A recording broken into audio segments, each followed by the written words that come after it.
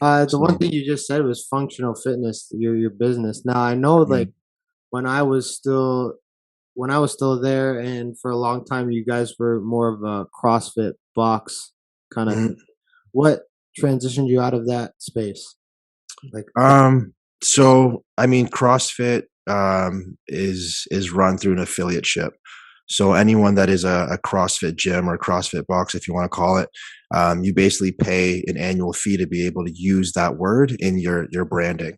That's basically it, right? So it's not the difference between that and something like a franchise. A franchise kind of controls what you program, what your space looks like. So if you look at something like an F-45, yeah, all F-45s across the country kind of look the same. You know, yeah, they use the same color schemes, the equipment's the same, the layout's the same, their programs are all the same. So when you go to an F-45 here in Windsor and then you go to one in like Burlington, Toronto, wherever, the feel is the same. yeah, Different than an affiliateship where, if you come to my gym, it will be my personal flair on it, our personal flavor on it. If you go to one in Toronto, you go to one in New York, you go to one in Hawaii, they're all just a little bit different, right? Because it's kind of based on the owner, the head coach, how they program, how their space is outfitted, what you guys focus on. The culture of the gym is different. So we use CrossFit, coming out of university as a way to draw in the right people because the people that do CrossFit are still very similar to the people that I would want in my space. yeah, But after all the years of doing it, there are obviously some things that, I agree with, and there were a lot of things that I disagreed with. And part of the push that I needed to drop the affiliate was like I was just kind of tired of explaining that we're not a bad CrossFit gym. yeah, yeah. CrossFit's not bad for you. There are bad CrossFit gyms. There are good CrossFit gyms, but I just got tired of that conversation, man. I got tired of people saying, I don't want to get hurt. Um, I don't feel like I'm fit enough for this yet. I don't want to go to the games. I don't want to look like that. There's just a lot of um, ideas behind what CrossFit is. Yeah. And because of the affiliate model and how different your experience could be going from one box to the next, it can really paint this terrible picture of what it actually is, right? The idea of it, I still love. I still love the idea behind, this use what works, scrap what doesn't ideology, which is what we do.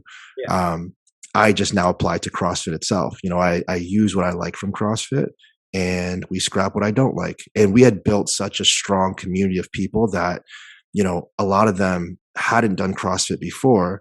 So only knew CrossFit based on what we do at our gym. But what they didn't realize is like that's our personal flair on what we think strength and conditioning is.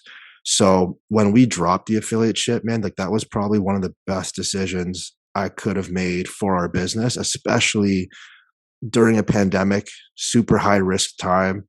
Yeah. Um, my personal ventures into a lot of this stuff is like wherever the crowd's going, I just turn around and go the opposite way. Yeah. So probably not the smartest idea to Oh, completely but that's rebrand. individuality. That's what separates you from other people. It's Yeah, you don't. It's easy to mush your business into what everyone else is doing, and that's what a lot of people do. Like yeah, when MMA was taking off, everyone wanted a fucking MMA gym, right? hmm But so they just started a fucking MMA gym, and we put MMA workouts together. It's the same concept, but what really sets people apart, what sets your business apart and sets mine and a lot of other people is we don't follow the crowd. We don't just do what the trend is and and I think like you said, I had a bad vision of CrossFit from before. Not hmm like I respect the athletes. I love the athletes that go into it and the amount of work and it's a great thing. Like my head strength and conditioning coach, he's a big CrossFit advocate, and we had to sit down and he talked to me about it one day because I was shitting on it too much. yeah, And yeah, the reason I was shitting on it too much is because sometimes I see, and I'm sure you've seen this too, there are some people who are just simply not ready for some of those things. sure, yeah, And they come into a bad CrossFit gym and they go and they do those things and then they get hurt hmm or they just have terrible technique, terrible form, and it shows. And over time, that it's not good for anybody, right? So I think that was one of my biggest like things where I was very negative, so I shit on it, right? But at the Mhm. same time, those are fucking incredible athletes. Like, let's not sugarcoat it. Those people can do amazing things with their body, and some of those things like I can't do, right?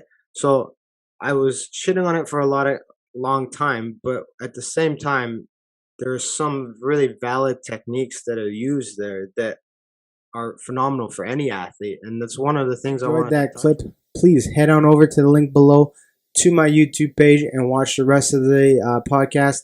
If not, you can always find me on Spotify or Apple or Google Play or all those. We're on everything. Download, listen in your car, get it going. Thank you for the support. Please like, share, and subscribe. Have a great day.